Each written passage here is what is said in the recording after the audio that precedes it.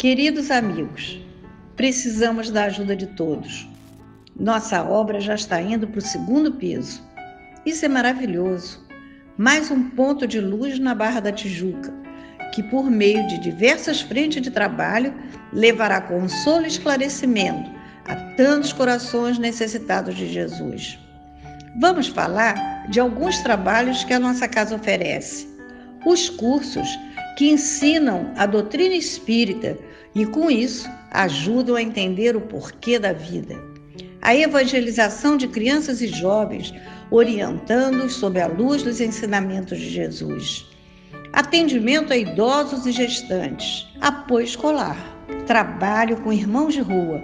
Eles são acolhidos, orientados por meio de palestras, tomam banho, cortam cabelo e fazem a barba e almoçam também. Socorro a irmãos com qualquer tipo de dependência, levando ajuda, consolo e carinho. Apoio de médicos e dentistas, que além de orientação, muitos oferecem atendimento em seus consultórios. O SEMA atua também em 2 comunidades carentes, assistindo mais de 300 famílias. Tudo isso e muito mais o SEMA oferece há 28 anos, levando conhecimento, consolo e esperança de um mundo melhor. Nossa eterna gratidão. Que Jesus abençoe a todos.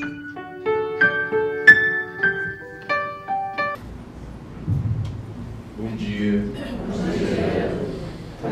Antes do tratamento que vamos dar ao tema proposto para o dia de hoje, o Evangelho da Sustentabilidade, o meu bom dia aos presentes aqui no SEMA, aos que nos acompanham na transmissão, aos desencarnados, todos são bem-vindos.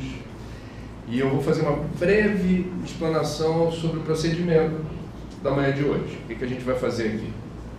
Faremos uma explanação inicial, haverá um intervalo, depois do intervalo, com a permissão da direção da casa, faremos o momento de responder as perguntas que vocês eventualmente queiram encaminhar por escrito. O SEMA gentilmente disponibilizou aqui os livros que nós trabalhamos até há pouco na Bienal do Rio, que são a versão que a FEB lançou aqui no Rio, na Bienal, revista e atualizada do Espiritismo e Ecologia, os direitos autorais todos da FEB, o Cidades e Soluções, que não é propriamente um livro espírita, embora o seu espírito editorial seja apontando para os caminhos que a gente deve buscar para o mundo de regeneração ser materializado em atitude e não só retórica, direitos cedidos para o CVV, Centro de Valorização da Vida, e porque estamos no Setembro Amarelo de Prevenção do Suicídio, o SEMA achou por bem, e eu adorei isso, disponibilizar também o livro Viver é a Melhor Opção, a Prevenção do Suicídio no Brasil e no Mundo. Domingo passado foi o Dia Mundial de Prevenção do Suicídio. O Setembro Amarelo alerta para a necessidade da gente conversar sobre esse tema, porque falar é a melhor opção, quando a gente experimenta uma dor aguda que nos oprime o peito. Muito bem. O assunto que nos traz aqui hoje é absolutamente urgente e, curiosamente, ausente em boa parte das casas espíritas do Brasil. O nosso objetivo é tentar mostrar como, ao falarmos de ecologia, de meio ambiente, de sustentabilidade, estamos sendo absolutamente coerentes e sinérgicos com a doutrina dos espíritos. E como Kardec, na codificação, quase 2 séculos atrás, mais de 160 anos, foi protagonista, foi pioneiro, vanguardeiro, enquanto codificador de mensagens que foram reunidas nas obras básicas e que sacramentam um compromisso que todos nós precisamos ter com a vida em suas diferentes resoluções. Na mensagem de abertura foi lido: no reino de meu pai há muitas moradas, essa é a nossa. E a gente vai entender que relação ética, que compromisso kármico temos com a nossa casa comum. Que não é algo pequeno, não é algo trivial, é algo importantíssimo. Um dos propósitos mais nobres do cristianismo, o legado de Jesus, é a instalação do reino de Deus na terra e uma civilização de paz. Bem-aventurados os mansos e pacíficos, porque herdarão a terra. Como alcançar esse objetivo? Promovermos a paz nesse mundo.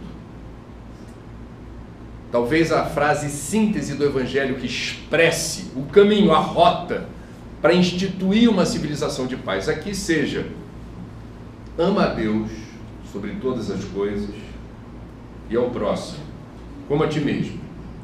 Não é ama a Deus de uma forma a promover a idolatria gratuita. É um entendimento de uma força superior. E um universo repleto de significado e sentido. O acaso não existe. Existe um conjunto de leis que regem a vida e o universo. Ama a Deus sobre todas as coisas significa a admissão, o reconhecimento. Haja o que houver, Deus está no comando. A dor e o sofrimento, ainda que eu não possa explicar por que está acontecendo hoje comigo, há um sentido, e que não é contra mim, é em meu favor. Ama a Deus sobre todas as coisas é o reconhecimento tácito de que o Criador concebeu um universo de amor e paz. A paz é o caminho. E o Espiritismo? Cristão. Somos o cristianismo redivivo, o consolador prometido, a terceira revelação depois de Moisés e Jesus. Assim nos auto-intitulamos. Espiritismo cristão. Qual é a síntese, a frase síntese da nossa doutrina? Kardec teve o cuidado de escrever. Reconhece-se um verdadeiro espírita por sua transformação moral e pela capacidade que tem de dobrar as suas más inclinações. Mais uma vez, o caminho para a paz só será possível a partir de uma mudança importante que nós precisamos construir em nós, que a gente vai chamar de reforma íntima, que é a cada encarnação, porque é tarefa para mais de uma vida aqui, reduzirmos o significativo estoque de imperfeições que temos. Então, eu não terei paz enquanto eu for egoísta, orgulhoso, vaidoso, invejoso. Enquanto eu for imperfeito, não tenho paz. E se não tenho paz, eu também vou ser objeto ou agente do suplício da agonia dos outros. Portanto, a reforma íntima tem um propósito claro, convergente com o cristianismo, de assentar o equilíbrio, a serenidade, a harmonia, para que eu, sendo uma pessoa melhor, o mundo à minha volta se beneficie disso também. Eu vou irradiar a paz interior que eu sinto, contaminando positivamente o meio ambiente à minha volta. Levei uns 5 minutos para tentar fazer uma síntese dos princípios básicos do cristianismo e dos princípios básicos do espiritismo, que são convergentes na busca por um mundo melhor e mais justo, um mundo onde haja paz. Ok?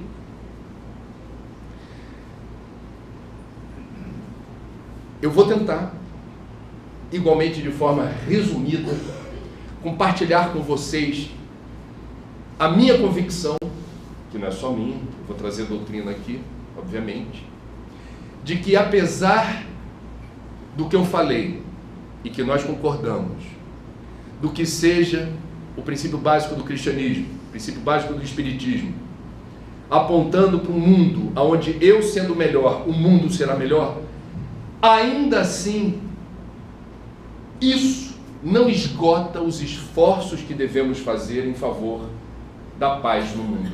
A paz no mundo também dependerá de outra coisa: da ética do cuidado com a nossa casa comum, com a nossa morada. Se eu não cuido bem da casa onde eu não estou criando o ambiente mais propício para a paz. Cuidar bem da casa faz parte desse protocolo evolutivo. Fatos. Um mundo destroçado ambientalmente, onde eu não tenha água boa de beber, solo fértil para abastecer a todos nós de nutrientes para a vida, ou ar respirável, se eu não tenho esses itens básicos na casa, eu não terei as melhores condições de habitabilidade e uma psicosfera que se tornará hostil à convivência, à harmonia, ao equilíbrio. Vamos lá. Revolução Francesa. Pegar fatos históricos que mostram como fatores ambientais hostis propiciam o eclodir do nosso lado menos evoluído. Revolução Francesa, a gente conhece algo, suponho, a respeito desse momento tão importante da história da humanidade. Havia um descolamento da elite em Versalhes, da corte, do povão passando fome. Esse era um problema que já vinha acontecendo há muito tempo.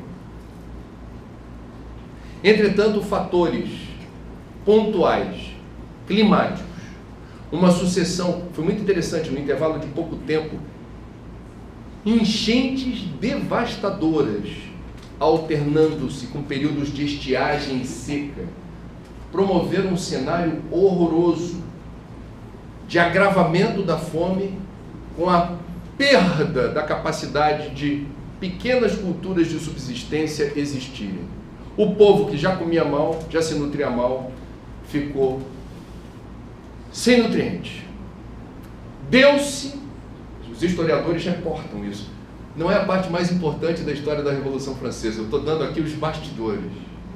Num dado momento, a fome agravou-se por fatores climáticos. Isso foi o estopim para um levante popular, que resultou, como vocês sabem, na deposição da realeza e um período de profundas transformações naquele país que era referência para o mundo ocidental. Hoje, a guerra mais sangrenta do século XXI tem lugar na Síria. O descontentamento com o regime de quem é presidente por lá, Bashar al-Assad, existe há muito tempo.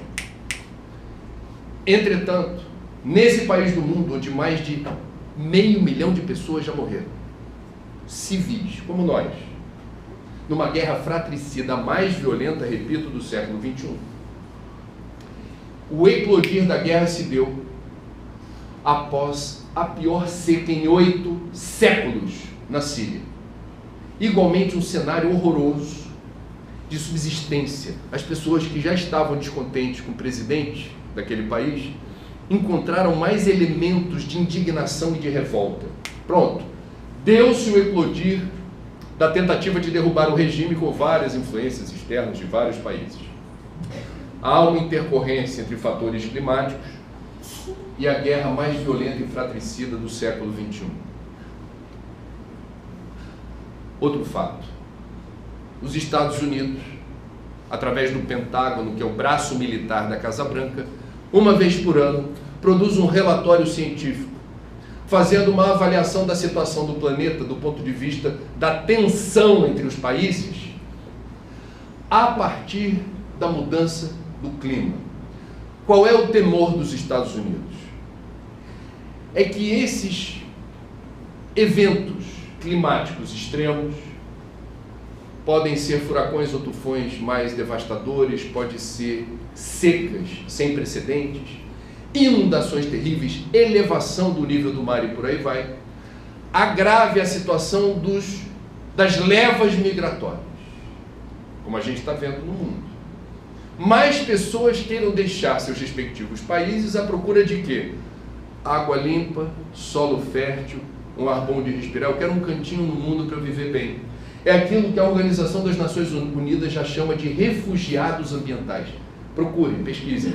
Já existe uma categoria de refugiados no mundo denominada refugiados ambientais. É gente que está nessa morada, mas não se sente em casa, porque a morada lhes é hostil.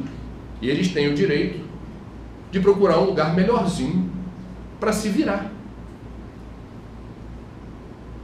Nós estamos falando de um mundo onde um geógrafo, igualmente americano, Jared Diamond, lançou um livro. Esse cara é reconhecido no meio científico como muito importante, ganhou um prêmio Pulitzer de literatura nos Estados Unidos, dos mais importantes, por um livro chamado Armas, Germes e Aço. Na obra seguinte, intitulada Colapso, como as sociedades escolhem o sucesso ou o fracasso, ele explica algo fabuloso, muito revelador, sobre a razão pela qual diferentes civilizações do passado, em diferentes momentos da história, em diferentes lugares do mundo, subitamente deixaram de existir. E isso era um mistério. O que houve com os vikings? O que houve com os maias? O que houve com o povo da Ilha de Páscoa, depois de séculos de existência, construindo uma cultura? Desapareceram. E o Dr. Jared Diamond, com muita propriedade,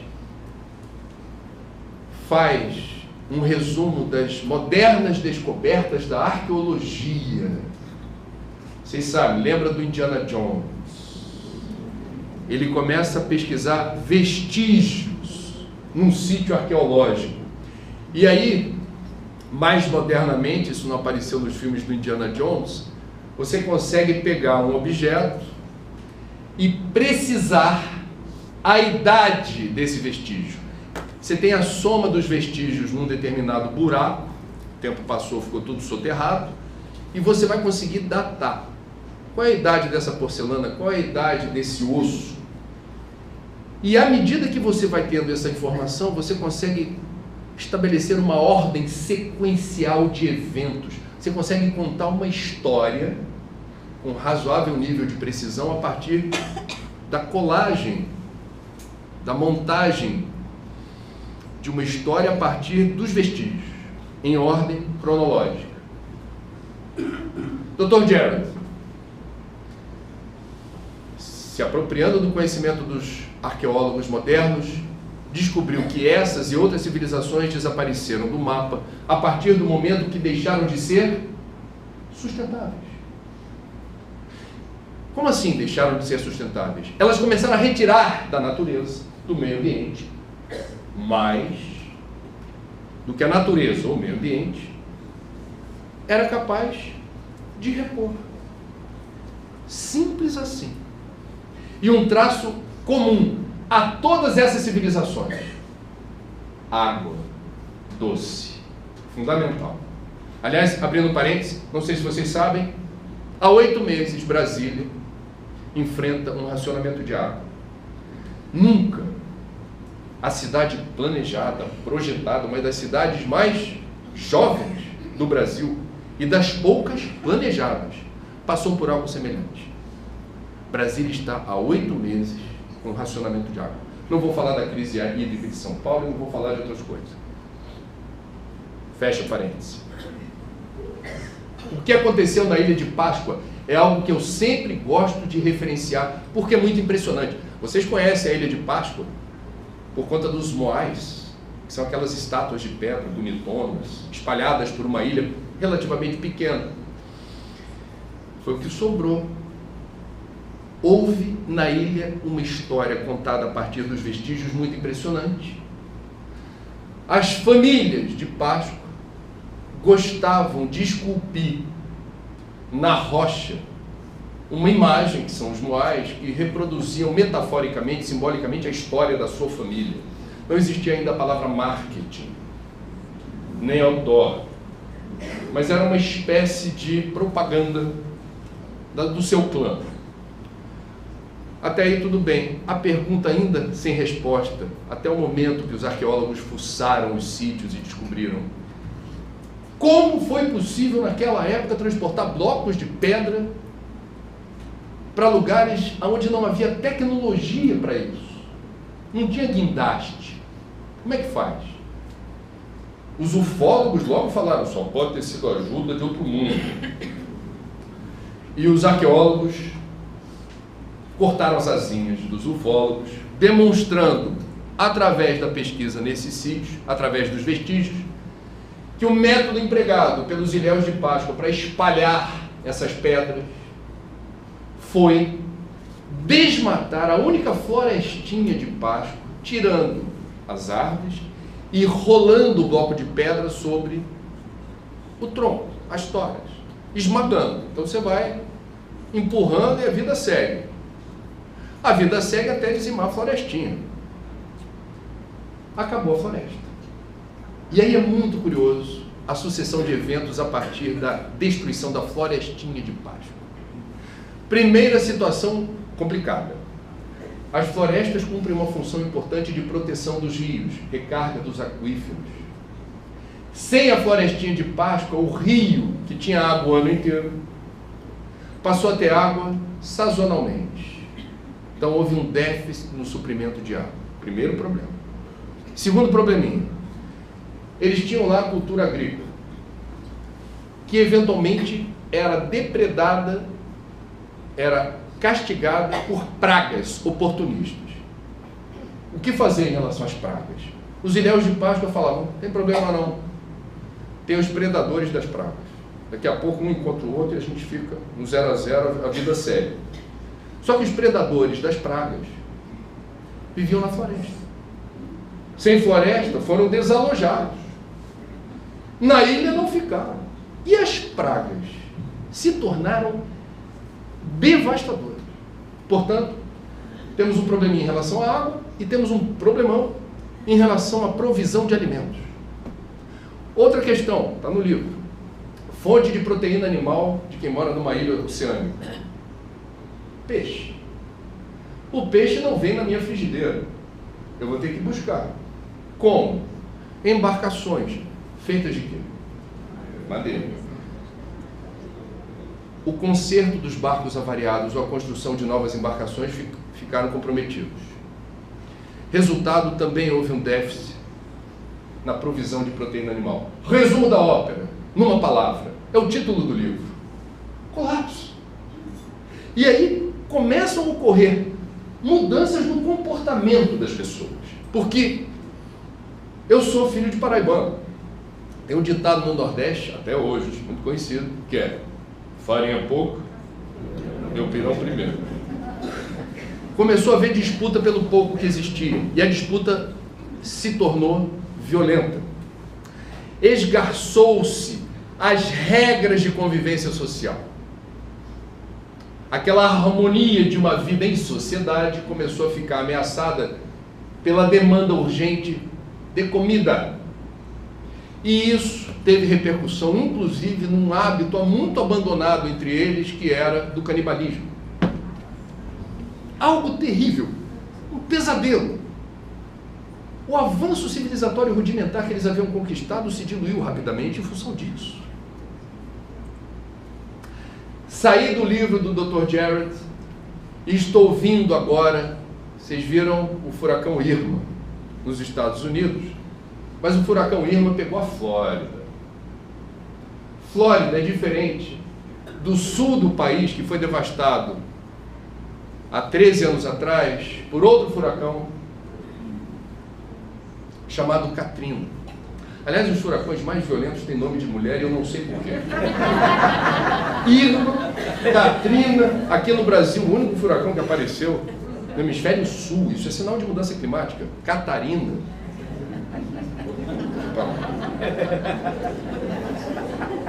Não teria explicação para isso. O fato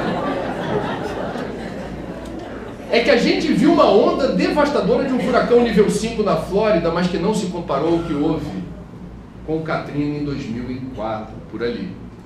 O que houve naquela época? O furacão caprichosamente apareceu. Ninguém perde o sono nos Estados Unidos por causa do furacão, porque ele aparece no radar ou no satélite.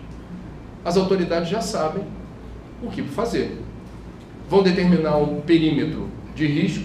Quem está ali, por favor, saia. Quem não tem para onde ir, vai ficar em abrigo público.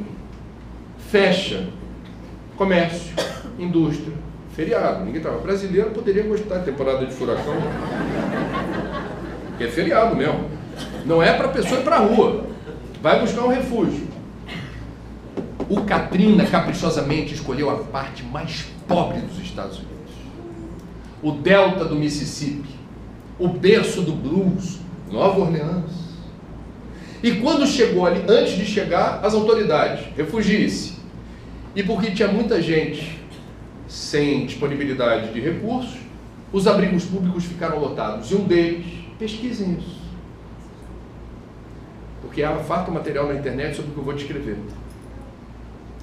O mais importante abrigo público chamava-se, ou chama-se, porque ainda está lá, Superdome, um estádio coberto para 60 ou 70 mil pessoas. E de fato o Superdome ficou lotado. As pessoas chegaram ao Superdome antes do furacão encaixar em Nova Orleans, como nós chegamos aqui. E como nós chegamos aqui? Com a nossa educação, com o nosso verniz civilizatório. Bom dia, tudo bem? Como vai? Eu sou um pouco alto, eu vou sentar na sua frente, atrapalha? Eu vou pegar uma água, sei? Né? A gente sabe isso. Agradar. As pessoas chegaram ao Superdome para dormir em colchonete, 2 ou 3 dias, que era o período estimado para a passagem do furacão. Chegaram muito bem. Passaram-se 2 ou 3 dias, alguém, como eu aqui, com o microfone, se dirigiu ao estádio todo para dizer: tem uma boa e uma má notícia. A boa notícia é que o furacão passou. E todo mundo, graças a Deus, não aguento mais o colchonete, aquele cara ronca, não sei o quê. A má notícia é que a gente vai continuar aqui. E vai continuar porque o furacão destruiu os diques de proteção da cidade, que é numa área de baixada, e as águas fétidas e poluídas do Mississippi invadiram Nova Orleans porque o furacão deixou uma lembrancinha. Toma. Destruiu o dique. Muito bem. Eu vou resumir. A história é um tanto longa. Foi o período da segunda invasão do Iraque pelo genocida chamado George W. Bush. Uma invasão unilateral sem o apoio do Conselho de Segurança da ONU. Os Estados Unidos ficaram praticamente sozinhos nessa empreitada e precisaram de muitos militares, reservistas e da Guarda Nacional, que seria a nossa defesa civil, nos quartéis. Faltou defesa civil em Nova Orleans, numa hora que precisava. A Rádio Corredor, vocês conhecem a Rádio Corredor? É de maior audiência. Chico Xavier certa vez disse: o maior inimigo do espiritismo é a fofoca. Porque é o rame-rame, os rumores, a fofoquinha. Depois desse anúncio, dentro do Superdome, de que era para passar mais tempo, indefinidamente, a Rádio Corredor começou a transmitir edição extraordinária. Eles não estavam preparados para isso. Talvez não haja comida para todo mundo. Talvez não haja água para todo mundo. Quanto tempo a gente vai ficar aqui, essa multidão? Foram organizadas milícias que começaram a subtrair a despensa do Superdome sem esperar a hora de comer. Farinha pouco. Na dúvida. Não era a maioria do estádio, mas poucos que ficaram muito angustiados e ansiosos com a perspectiva de não ter o mínimo necessário. Foram registrados casos de homicídios, estupros no banheiro, suicídios. Emerge o pior de algumas pessoas naquelas condições. Reparem aonde eu estou querendo chegar. As condições ambientais hostis, no nosso nível evolutivo, podem determinar problemas sérios, graves, de convivência e harmonia social. Meus irmãos, É curioso quando a gente pensa, mas o que religião, o que espiritismo, o que espiritualidade tem a ver com o meio ambiente? Perguntem para o Papa Francisco. Ele vai ter uma bela resposta, na forma de uma encíclica. Está completando agora, já tem 2 anos. O primeiro Papa da história que ousou escolher o nome de Francisco, que foi uma ousadia, só um argentino, que se declarou vir do fim do mundo. Você se lembra do primeiro dia de Papa Francisco, já ungido, né? Porque na tradição católica, Capela Sistina, os cardeais com direito a voto, fecha a porta, ninguém entra. Só sai daqui quando a fumacinha for branca. Pode levar uma eternidade. Na história da igreja tem eleições que levaram anos. Devia estar muito bom lá dentro. Papa Francisco, o argentino, cardeal Bergoglio, vai saudar a multidão. E a multidão foi lá para quê? Para receber a bênção. É uma tradição. Aí o Papa mandou essa. Primeiro, foram buscar no fim do mundo o pastor. E não deu bênção para ninguém. Pediu que rezassem por ele. Orem por mim. Depois a gente entendeu por quê. Ele está, é uma opinião que nós vamos emitir aqui, ao que parece, honrando o franciscanismo. Porque o que significa escolher um nome enquanto Papa? Significa que simbolicamente você está assinalando o rumo do pontificado. Bento. Houve 16 papas Bento. 16. Quando o cara escolhe Bento, ele está se comprometendo com uma certa visão teológica, uma cosmovisão do que deva ser o papel da igreja. Os Bentos têm uma coerência. Pio, 12 papas Pio. Eu não sou vaticanista, não sou historiador, mas a gente sabe. Francisco, pense, por que nunca, pense, nunca, na história da igreja até então, houve um Papa Francisco? Pense. Por quê? Bom, talvez não seja tão complicado achar uma resposta quando a gente estuda a vida de Francisco. 8 séculos atrás, na Úmbria, em Assisi, filho de um comerciante, treinado para ser o herdeiro de um homem rico. Estou resumindo a biografia dele. Numa igreja de Assisi, se depara com uma imagem de Jesus numa igreja que está lá até hoje, essa imagem, e ouve Jesus falar com ele. Francisco era um místico, e aquilo se apodera dele, e em resumo, ele inicia um movimento que constrange a opulência e a corrupção de uma igreja que se misturou com o poder político.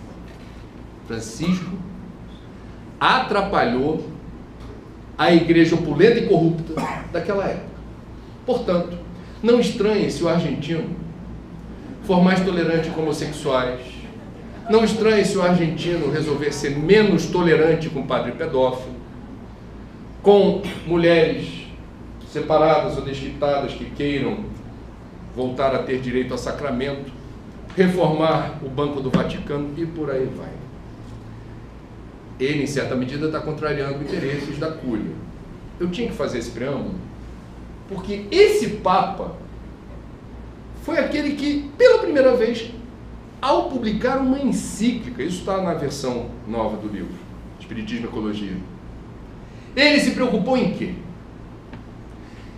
Assinalar o compromisso que o mundo católico, que ele representa como chefe da igreja, mais de 1 bilhão de pessoas, e o mundo em geral, que ele também tem interlocução, porque ele é um chefe de Estado, o Vaticano, comparece às conferências da ONU, vai na reunião da Assembleia Geral das Nações Unidas. O Vaticano é um Estado. Ele escolhe como título da encíclica, que é um documento oficial que sinaliza para a igreja o que deve ser a prioridade. Nome da encíclica: Laudato Si, que significa louvado seja, que é um enxerto que ele tirou do Cântico das Criaturas, de Francisco. Bem-aventurado, irmão Sol, bem-aventurado, irmã Lua. Francisco foi o primeiro místico cristão que reconheceu a presença do sagrado na natureza, que até então nós éramos excessivamente antropocêntricos. Não sou o dono do mundo, mas sou filho do dono, feito à imagem e semelhança do Pai. Hashtag dá licença que eu estou podendo. O mundo existe apenas e tão somente para me servir. Dá licença. E vem um Papa e diz assim, resgata Francisco, e Francisco teve essa percepção da importância de todos os seres vivos como membros integrantes de um concerto universal onde cada ser vivo, por mais desprezível e insignificante que pareça ser, cumpre uma função estratégica no equilíbrio da vida e do todo. No Espiritismo a gente já sabia. Do átomo ao arcanjo, tudo se encadeia. Francisco, de outra maneira, fala o que a doutrina espírita há 160 anos, não vai chegar ainda na doutrina, vocês estão percebendo que é um preâmbulo. Nós já, sabe aquela faixa que se abre no estádio? Eu já sabia. Nós já sabíamos. Nós que estudamos a doutrina. A gente já percebeu aonde o compromisso com a vida se resolve. E não é a vida meu semelhante só, é a vida nas suas múltiplas resoluções. E Francisco assinala, isso requer coragem. Esse modelo de desenvolvimento que está aí, a um só tempo, não tem compromisso com o fim da miséria e da pobreza, não resolve o problema da exclusão social e, ao mesmo tempo, degrada, depreda e destrói os recursos da natureza fundamentais à vida. Ele resolve a equação na encíclica nesses termos. Esse modelo de desenvolvimento que eu, cobrindo a Rio 92, 25 anos atrás, nessa parte da cidade, aqui pertinho do Rio Centro, documento final da Rio 92, 25 anos atrás, descreve o modelo de desenvolvimento nos seguintes termos: ecologicamente predatório, socialmente perverso e politicamente injusto. Em 25 anos, ao que parece, não houve grandes mudanças. O Papa assinala e ratifica em 2015 um problema. Ou corrigimos o rumo ou pereceremos. Isso é um problema. Vocês estão percebendo aonde a gente quer chegar? Nós estamos falando, portanto, de um mundo que está sendo desafiado a mudar algo, porque nós experimentamos uma crise ambiental sem precedentes na história da humanidade. E isso não é uma questão da religião, da filosofia. Quem afirma isso é a ciência. Aliás, o nosso codificador foi muito claro. Aonde a ciência avançar com provas e evidências, o Espiritismo rapidamente haverá de acompanhar a ciência. Então eu estou aqui, por isso que eu fiz um preâmbulo um pouco maior, para tentar trazer ciência para um ambiente espírita, onde a gente, munido de informação, construa a convicção de que nós, espíritas do século XXI, estamos sendo desafiados com situações que não existiam no século XIX. Embora no século XIX, de forma quase profética, a doutrina não tenha se omitido em relação a algo que só iria eclodir mais tarde. Meus amigos, nós temos em resumo, para a vibração não cair muito, eu vou resumir os cavaleiros do Apocalipse do século XXI. Mudança do clima, o clima está mudando, o planeta está aquecendo, e isso determina furacões, tufões, tornados mais violentos. Isso determina a elevação do nível do mar, degelo. Isso determina a mudança do ciclo da chuva, o Brasil está sentindo na pele isso daí.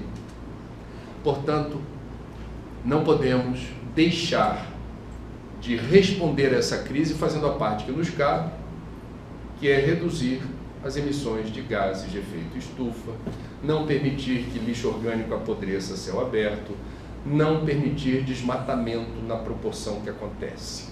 Esse é o resumo, é o pacote mínimo da mudança do clima. Escassez de água doce limpa se agrava, é um problema para a produção de alimentos e para a subsistência da nossa espécie, não há substituto para a água. Produção monumental de lixo. A gente está compartilhando informações nesse livro sobre algo que a gente não enxerga, mas está amplamente diagnosticado e que constitui um certo... quase me tira o sono. Chama-se microplástico. A gente vê o plástico por aí, tem oceanos de plástico. Aliás, continentes de plástico no oceano. É o plástico visível.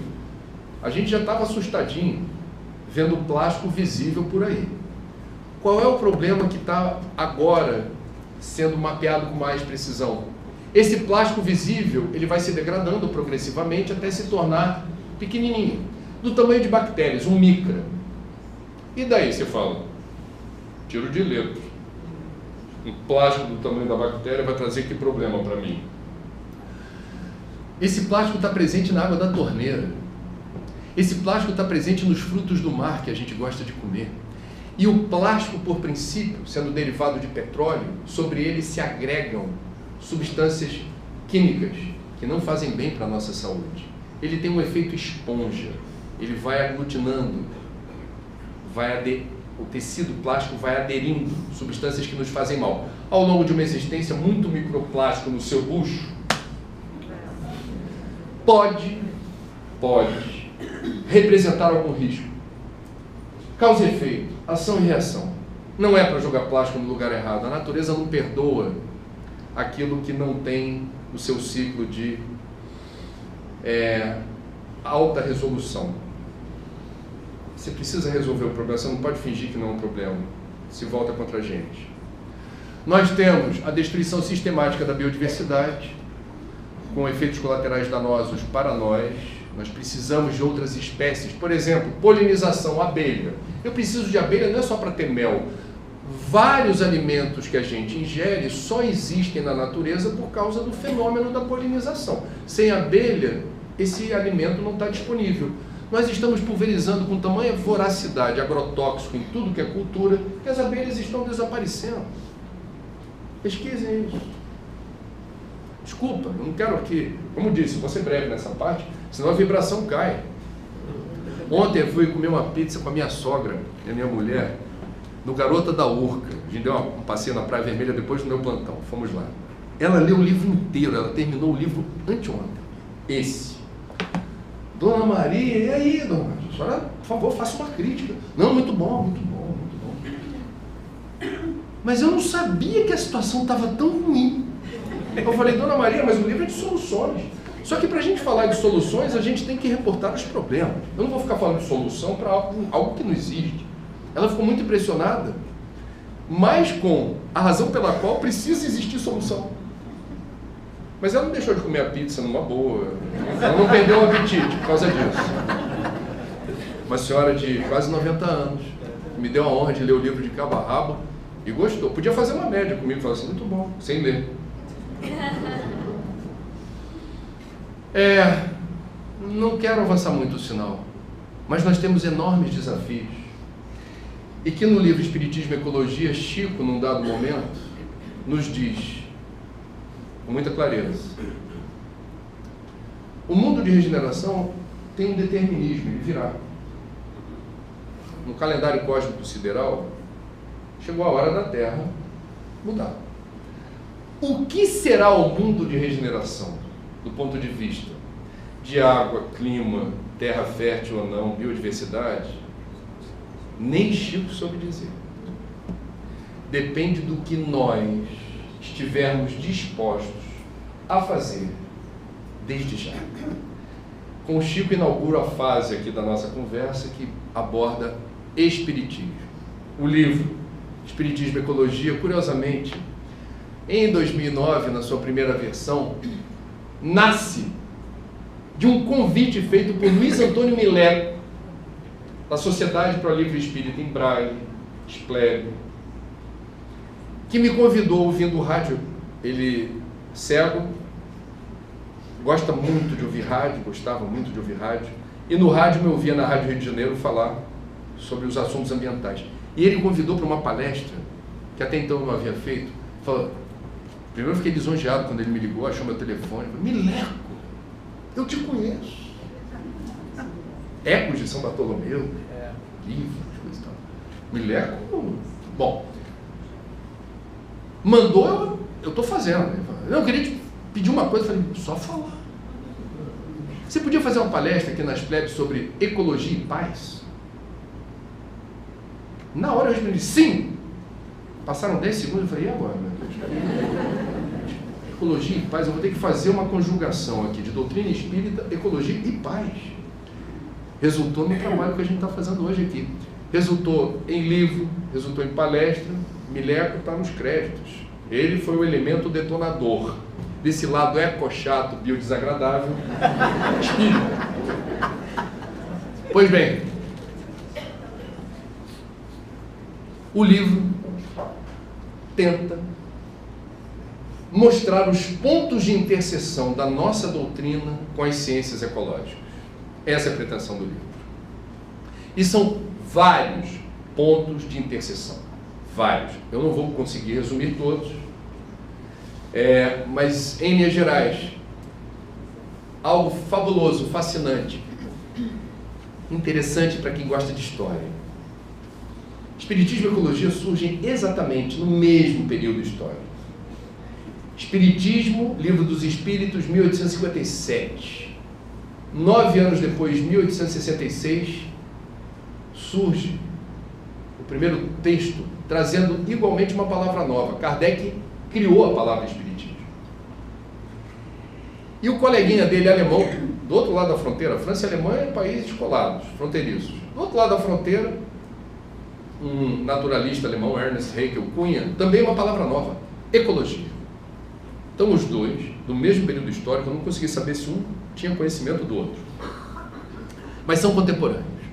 E os dois surgem num período em que a ciência avançava como nunca, e era preciso dar novos nomes para novos saberes, neologismos. Kardec precisou falar, tem muita filosofia espiritualista por aí, mas espiritismo, hashtag, outra coisa. Então vamos chamar por um nome novo, algo novo. Na abordagem, no approach, na maneira como a gente está tentando explicar as leis que regem a vida do universo. Haeckel, naturalista alemão, já existia biologia. A biologia já estudava o quê? A vida dos bichinhos. Como é que esse bichinho nasce? O que ele come? Como é que ele se reproduz? Como é que ele morre? E qual é o lugar que ele gosta de ficar? Haeckel, descortina um novo horizonte de investigação, tentando descobrir o quê? Ecologia significa estudo da casa. Que casa é essa? A casa de vocês. Banheiro, cozinha, área de serviço, sala, quarto. Tem alguma parte da casa de vocês blindada que não se comunica com as outras? Não. Todos os cômodos das casas de vocês se intercomunicam.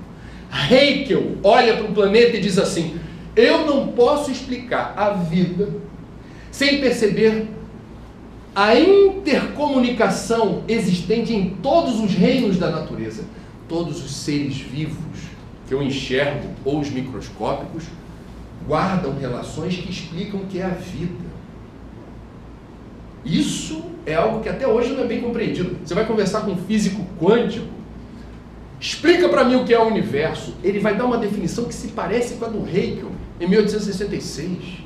O universo é um conjunto de fenômenos interligados, interdependentes, que se comunicam e interagem o tempo todo. A gente vai ver obras de André Luiz no Mundo Maior. Obras do André Luiz que ele diz assim, não vou conseguir reproduzir literalmente, isso está no livro, mas de qualquer maneira, ele observa as interações existentes entre nós e planetas distantes que irradiam sobre nós suas influências energéticas. Nós E a luz solar, que determina outros impactos importantíssimos sobre a saúde, ajuda a gente a secretar dentro de nós certas vitaminas ou substâncias e tem uma intercorrência com a limpeza da nossa psicosfera, do nosso campo eletromagnético, o Sol. E igualmente André Luiz fala, as irradiações, o intercâmbio que nós estabelecemos uns com os outros, seres humanos, com os animais e com os vegetais. O tempo todo, você pode não perceber. Aliás, a maioria de nós não está nem aí. Os fótons, ele fala dos fótons que se liberam das profundezas do solo e te alcançam pela planta dos pés. Aí a gente começa a entender por que tem gente que no meio do nada diz assim, vou tirar o sapato. Quero andar, terra batida, dá licença. Vou para a praia, tem que pisar. Meu pé tem que sentir o chão. Tem gente que é assim. E ainda pergunta para você, está sentindo? Está sentindo? Você...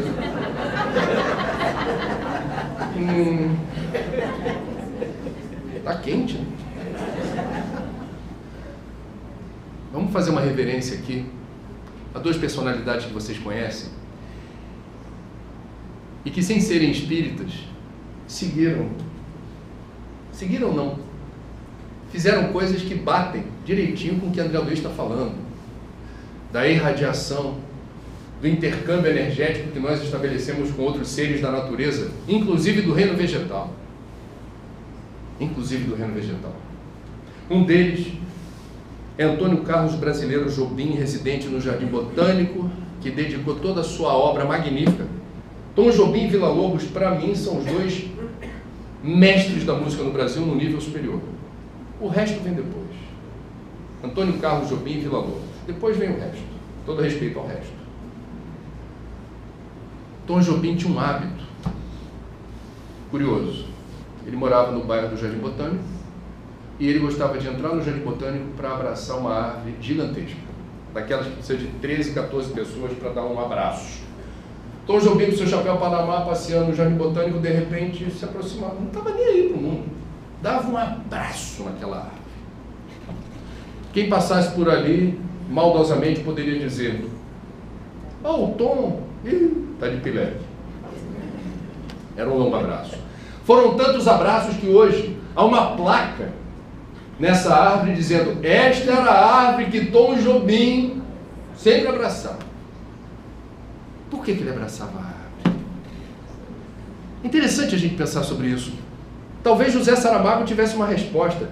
O grande escritor de língua portuguesa, o único de língua portuguesa a ganhar o Nobel de Literatura, quando foi receber o prêmio Nobel, numa cerimônia com pompa e circunstância, fez um discurso lindo em homenagem ao avô analfabeto, que no interior de Portugal gostava de receber os netos nas férias. Um avô humilde que criava porcos, nas noites frias a avó pegava os leitõezinhos mais limpinhos, botava na base da cama para o Saramaguinho encostar o pezinho. A tecnologia da época. E Saramago dizia, meu avô gostava de ir para o quintal, ficar ao relento olhando para o céu estrelado e me contar histórias que eu nunca esqueci e que enriqueciam a minha cabeça, a minha mente, a minha fantasia. A avó não gostava, mas o avô dormia ao relento com o neto nessas noites que não terminavam de tanta história. Um dia esse avô adoeceu, acamado, era dado como alguém que não ia conseguir se recuperar.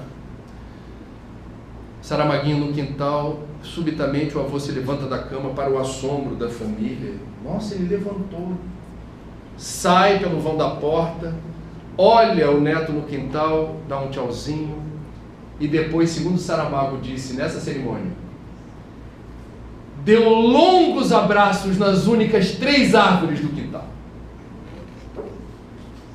Após o que? Voltou para a cama e desencarnou.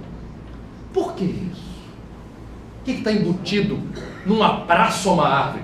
O que eu estou querendo dizer para vocês é o seguinte, quem é espírita e estuda André Luiz, na dúvida, abraça.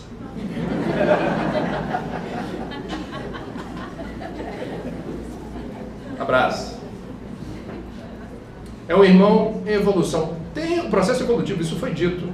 No reino de meu pai há muitas moradas, nada no universo é estático e tudo evolui. A árvore também, e a árvore é um ser vivo. E a árvore promove um intercâmbio energético com você. É André Luiz, não é Tom Jobim nem Saramago. Tom Jobim e Saramago provavelmente intuíam isso, ou sentiam, porque músicos e artistas são muito intuitivos.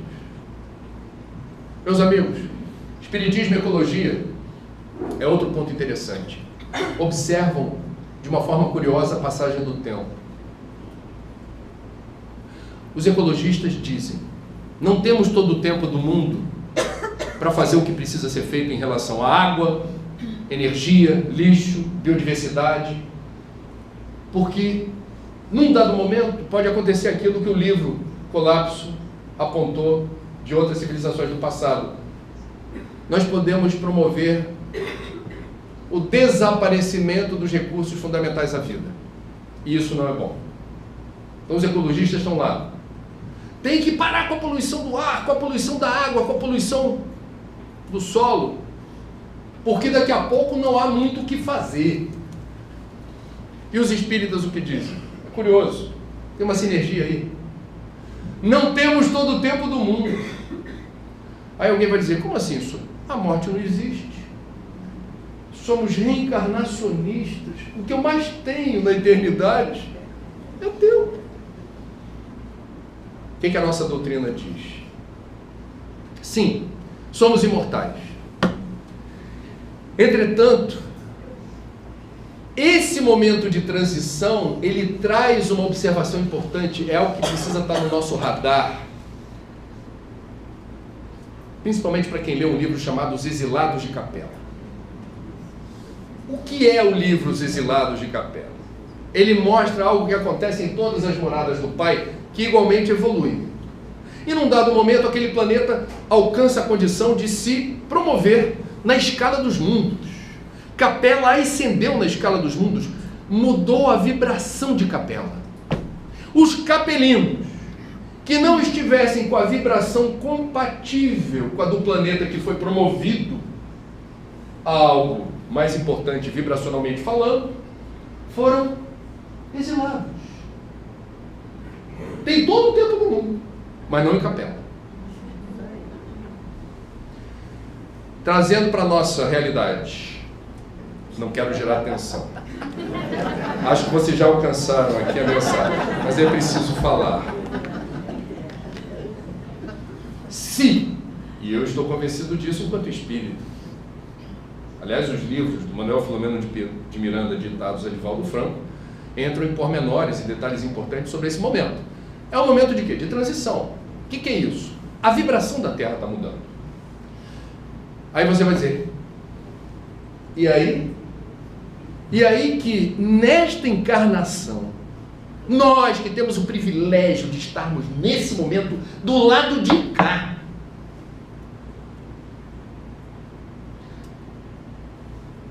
no tempo que nós tivermos aqui, nos é dada uma condição fantástica de, na medida das nossas possibilidades, empregarmos boa parte do nosso tempo e da nossa energia em favor do quê?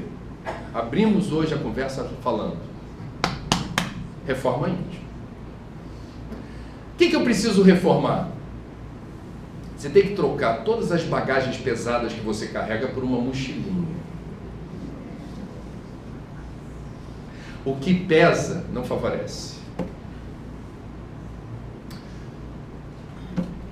Reforma íntima, ter a coragem de se olhar no espelho e perceber: de tudo o que eu sei que eu não sou bem resolvido ainda, o que dá para atacar primeiro e de que jeito? Qual é a estratégia que eu devo ter no tempo que eu tenho na Terra para acelerar o processo? É importante frequentar um centro, é importante estudar, o culto do Evangelho no lar me ajuda. Eu tenho a oportunidade de perdoar alguém que hoje eu estigmatizo. Tem alguém em família que eu ainda não consegui perdoar? Tem um sentimento ruim por alguém que, independentemente se a pessoa vai continuar me hostilizando, eu preciso corrigir em mim. modificar, é a reforma, modificar o sentimento que eu sou portador e que me prejudica em alguma relação com outra pessoa. Que diferença faz para o espírita isso? Menos bagagem, pesada, container sem rodinha. São as nossas imperfeições. E qual é o prêmio se a gente, ao longo dessa existência, conseguir cumprir a nossa jornada, nos empenhando na direção daquilo que o Espiritismo aponta como o caminho da salvação, que é a caridade. A caridade, em síntese, é o esquecimento de si mesmo e a consagração do seu tempo e da sua energia em prol de outro, de uma causa nobre, de um mundo melhor e mais justo, agora.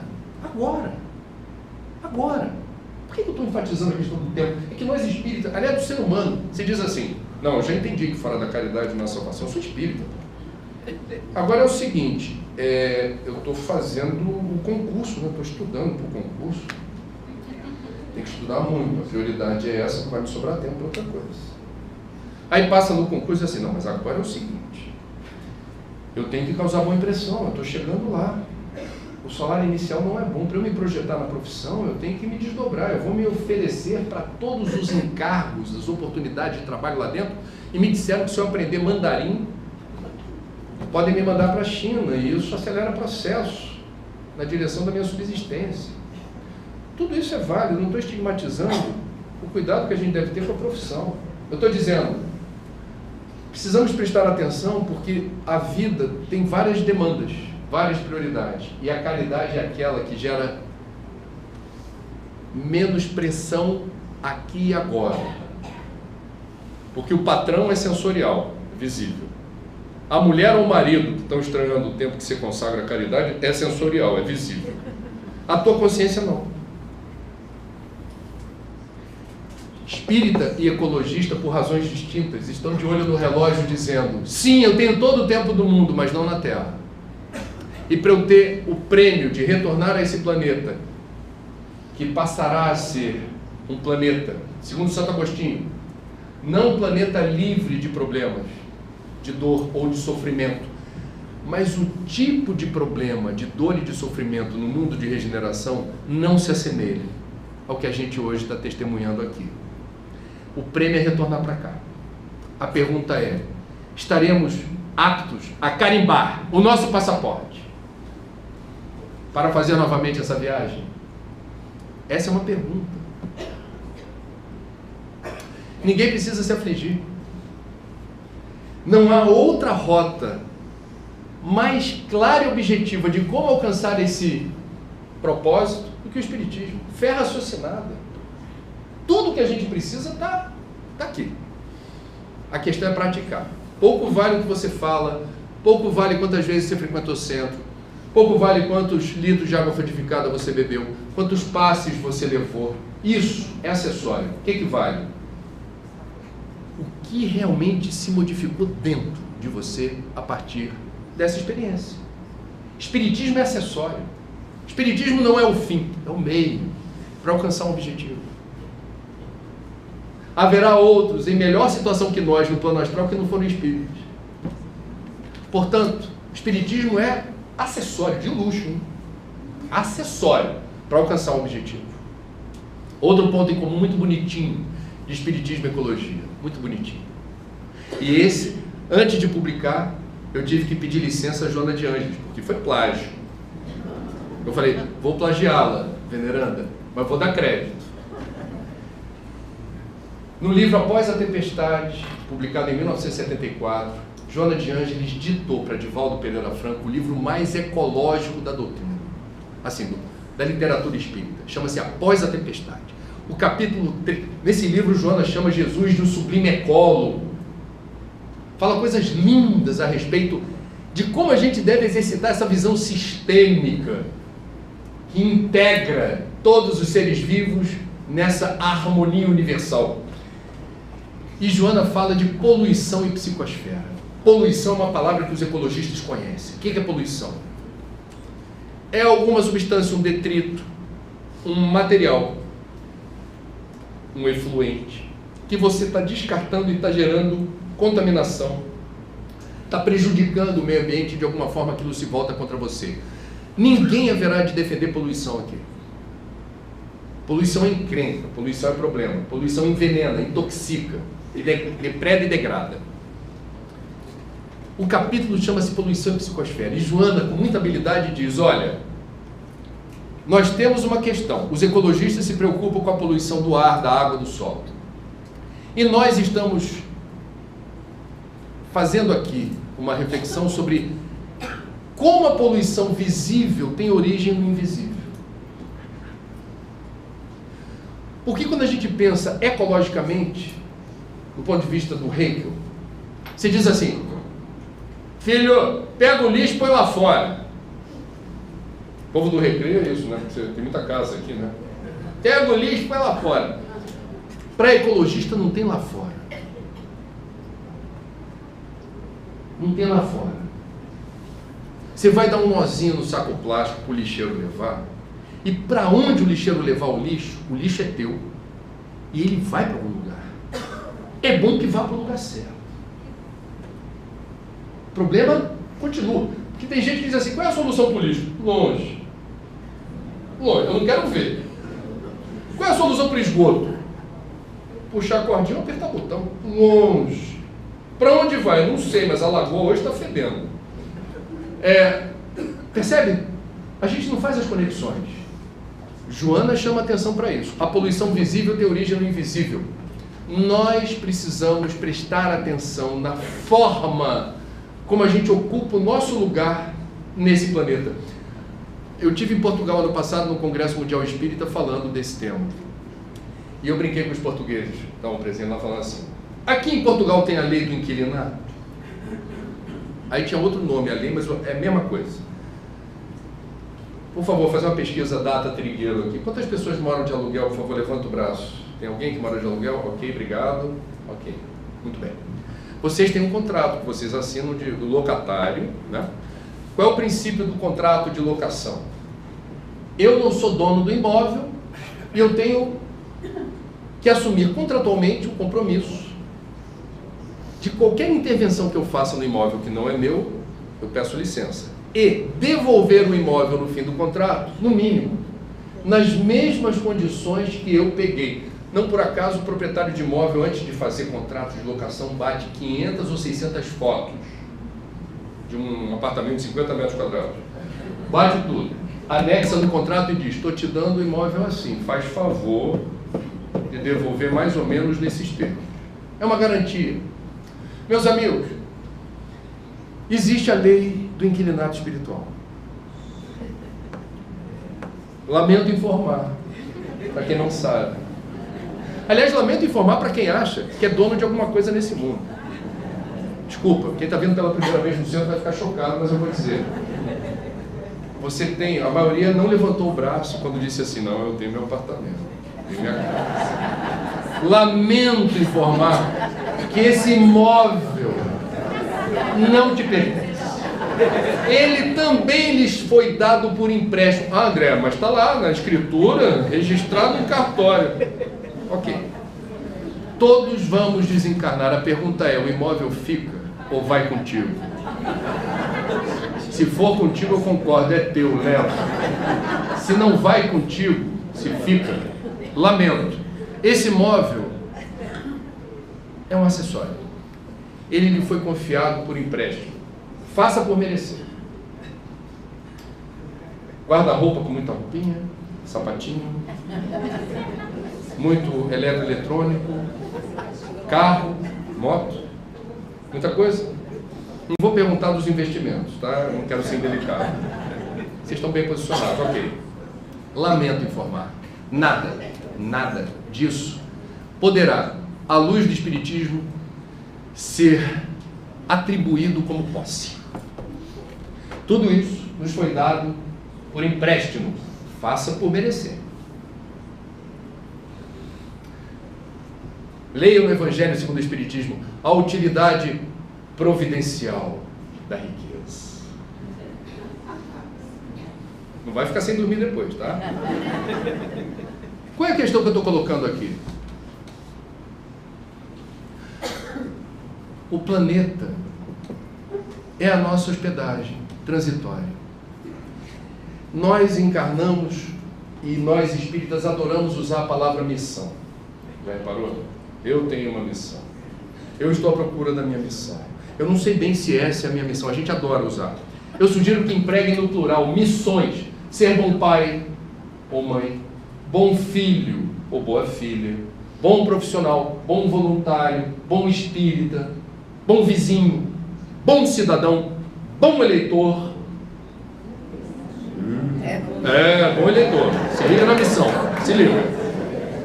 E que mais? Que mais? Ser um bom inquilino. Porque nós não temos mais o direito, ao desencarnar, de dizer: eu não sabia. Eu não sou ecochato, por favor. Aqui na entrada, a moça dos livros estava separando uma pilha desse tamanho de sacolas plásticas para quem quisesse comprar livro e botar. Esse ecochato que vos fala chegou lá e falou assim: filho, tadinho, eu não me lembro de tê-la visto antes. Falei assim: só dê sacola para quem pedir para mim.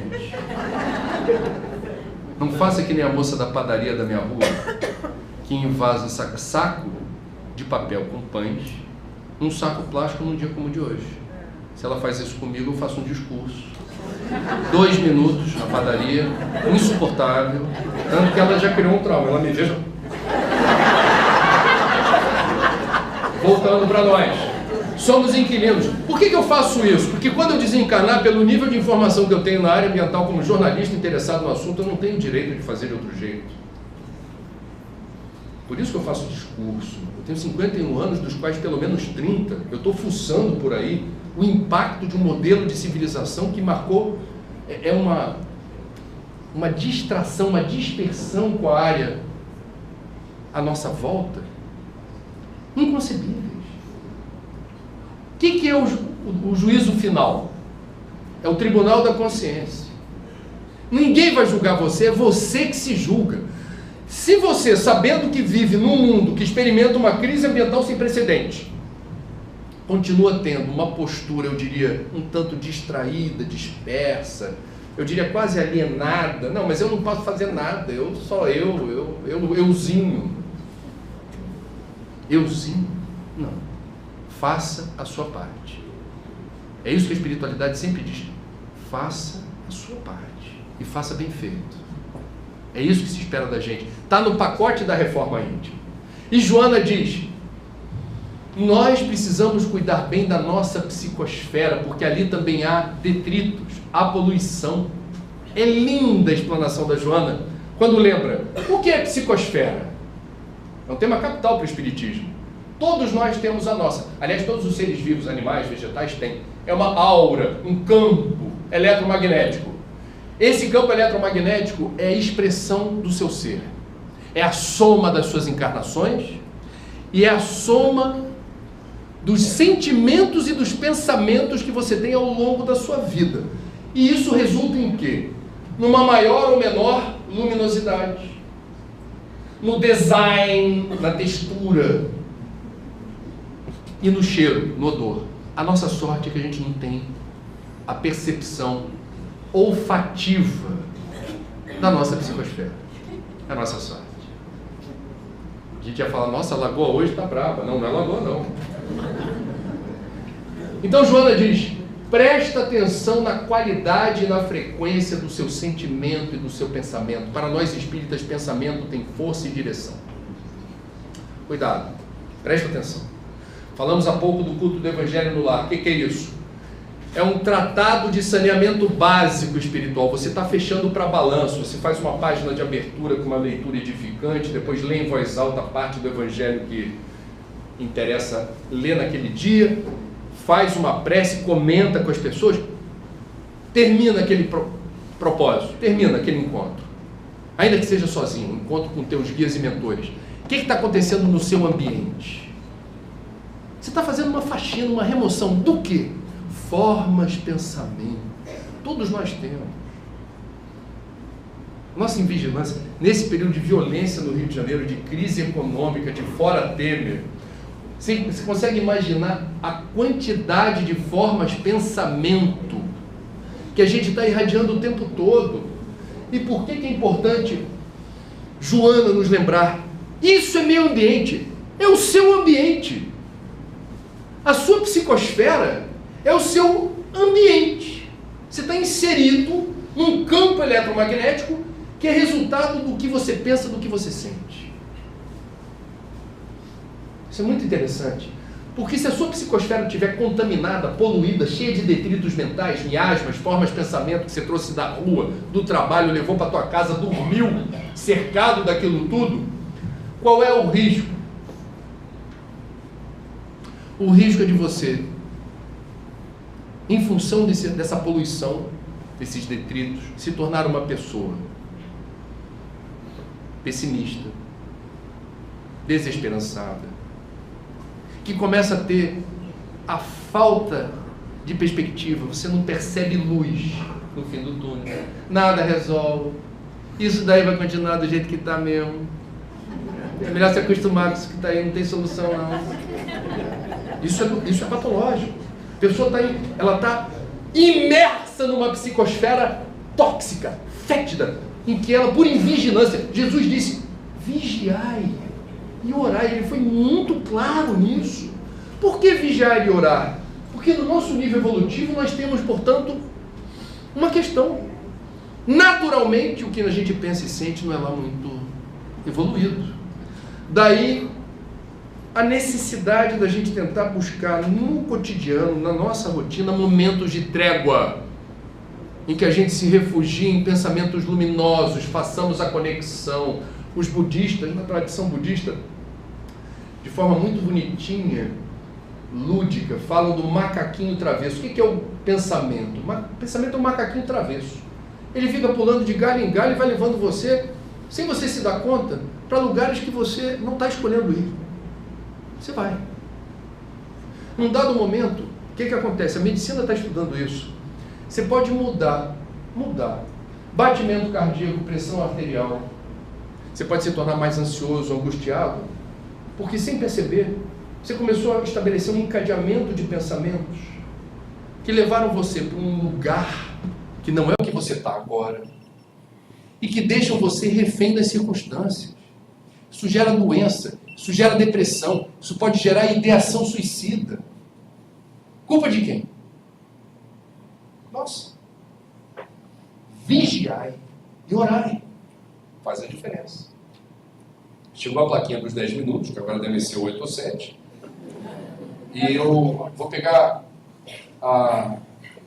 um item a mais do livro, que a gente também se detém com mais cuidado, que é como espíritas e ecologistas abordam a questão do consumismo. Porque o consumo favorece a vida, a gente precisa consumir para viver. Eu não estou discutindo consumo. O consumismo, o sufixo ismo, alude a excesso, a desperdício. Qual é o problema do excesso e do desperdício para o ecologista? Tudo que você compra, roupa, eletrodoméstico, eletroeletrônico, carro, muitas casas, muito edredom, muito sapato, muita coisa que seja, tudo isso é pedacinho de natureza, é pedacinho de meio ambiente, é água, matéria-prima e energia. Você precisa. Porque se você precisa, ninguém está discutindo porque é consumo. Se você está comprando para colecionar bens e posses, temos um problema ecológico e ético. O problema ecológico é que o planeta é um só. Os recursos não são infinitos. Sabendo usar, não vai faltar. O consumismo acelera destruição, depredação e degradação. Uma calça jeans Stonewash, 10 ou 20 mil litros de água para existir. 1 tonelada de aço que a gente exporta, 1 tonelada, 100 mil litros de água. E por aí vai. Estou dando exemplos básicos. Portanto, os ecologistas se posicionam contra o consumismo. Cuidado, você está colecionando um pedacinho de planeta. E o cobertor é curto. Quem tem muito está impedindo que aqueles que não têm possam ter o básico, o mínimo. Isso não é comunismo, isso não é socialismo. Isso é ciência ecológica. O planeta é um só. Sabendo usar não vai faltar. Os espíritas o que dizem?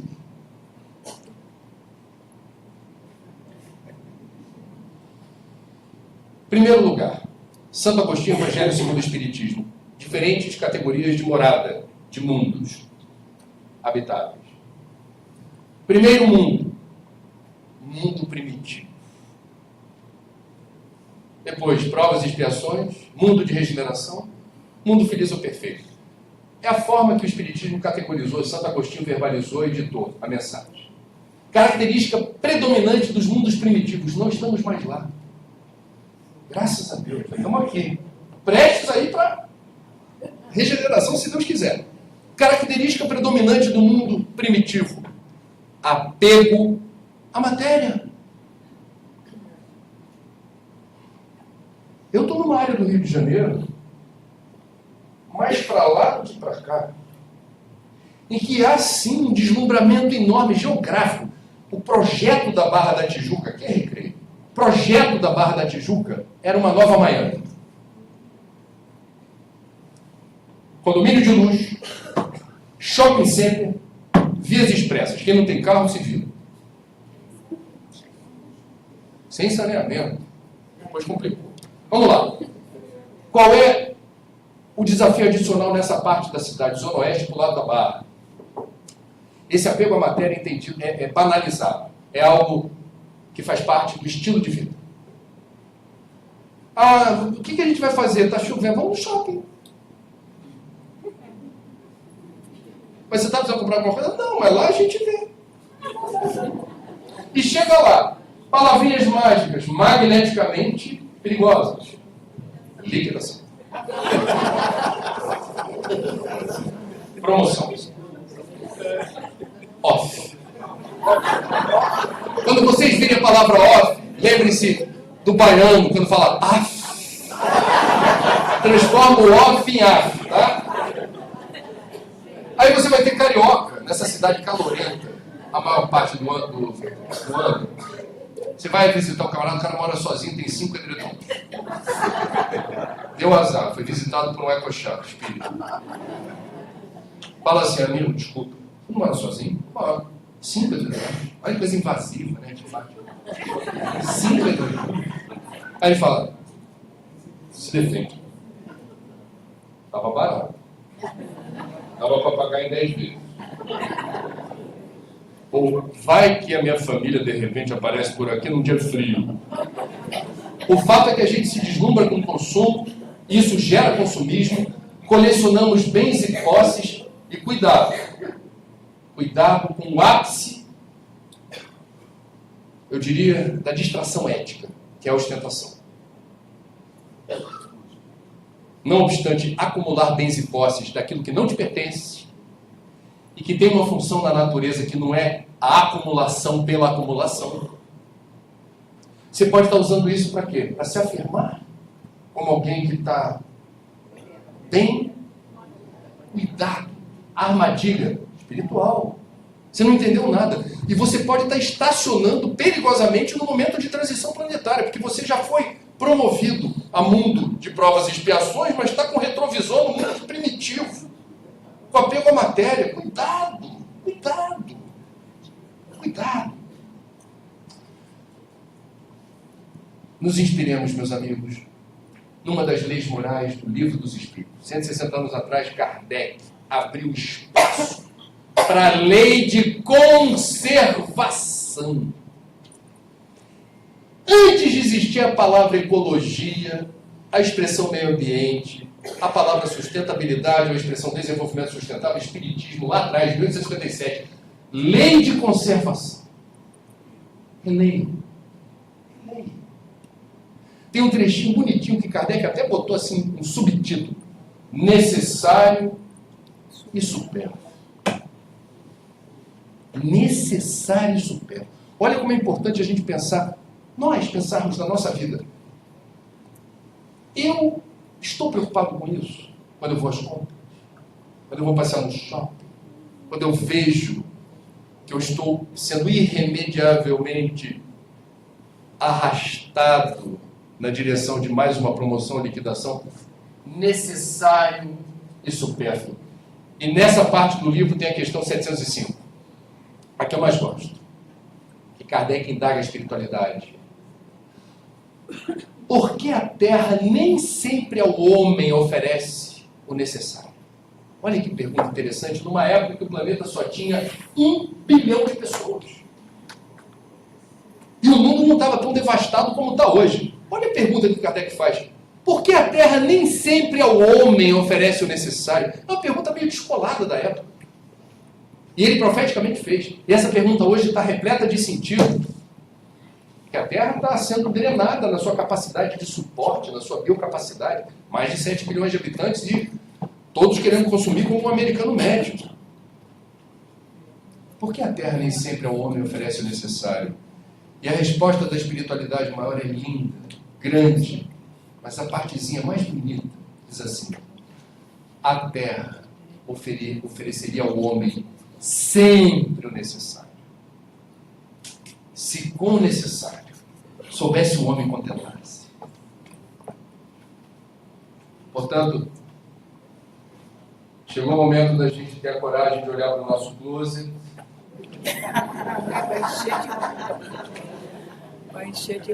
Perceber o que é necessário ali e aquilo que não for, você sabe o que fazer.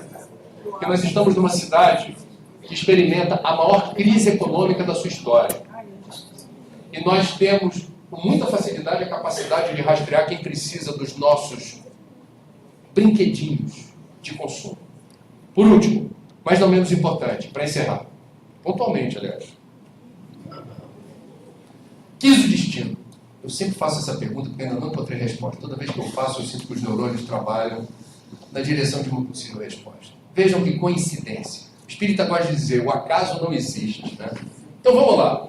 Se o acaso não existe, me expliquem. Por que motivo nós, que somos a maior nação espírita do planeta, o espiritismo nasce na França e finca a bandeira no Brasil. Por que motivo a maior nação espírita do mundo está situada no único país do planeta com nome de árvore, que detém o maior estoque de água doce superficial de rio ou aquífero subterrâneo? A água está aqui. A maior parte da água doce do mundo está aqui. A maior floresta tropical úmida do mundo, severamente ameaçada por quem, na condição de político, tenta disfarçar interesses privados e pessoais. O maior estoque de terra fértil, de solo para plantar, sem precisar tirar uma árvore do caminho. O Brasil é um país único em disponibilidade de solo fértil. Único. E creio, olha outra coincidência. Na área da biodiversidade, aproximadamente 20% de todas as espécies vivas e catalogadas pela ciência. A gente mais não sabe do que sabe, mais tem espécie por aí. 20% estão situadas no Brasil. E algumas dessas espécies só ocorrem nos biomas em que elas estão inseridas. Mata Atlântica, Amazônia, Cerrado, Caatinga, Pampa Gaúcho. O mundo inteiro só ocorre ali. E aí eu pergunto, por quê? Nós, espíritos, reencarnamos num país com essa configuração. Que recado ou que mensagem subliminar isso nos traz? Mundo de regeneração vai precisar de recurso natural em favor da vida. Nós poderíamos ser, é uma possível explicação, zeladores, guardiões dos estoques de vida que se tornam cada vez mais valiosos e importantes para o mundo de regeneração. Mas o que estamos fazendo em favor disso? Pensem, reflitam. No próximo bloco, a gente volta já já, aqueles caras. No próximo bloco, a gente volta com perguntas. E lembrando, os livros Cidades e Soluções e Viver é a Melhor Opção, os direitos autorais foram cedidos para o Centro de Valorização da Vida, que realiza um trabalho de apoio emocional e prevenção do suicídio. Estamos no Setembro Amarelo, a CBV agradece. Espiritismo e Ecologia da Fé, os recursos são integralmente da fé. Obrigado pela atenção.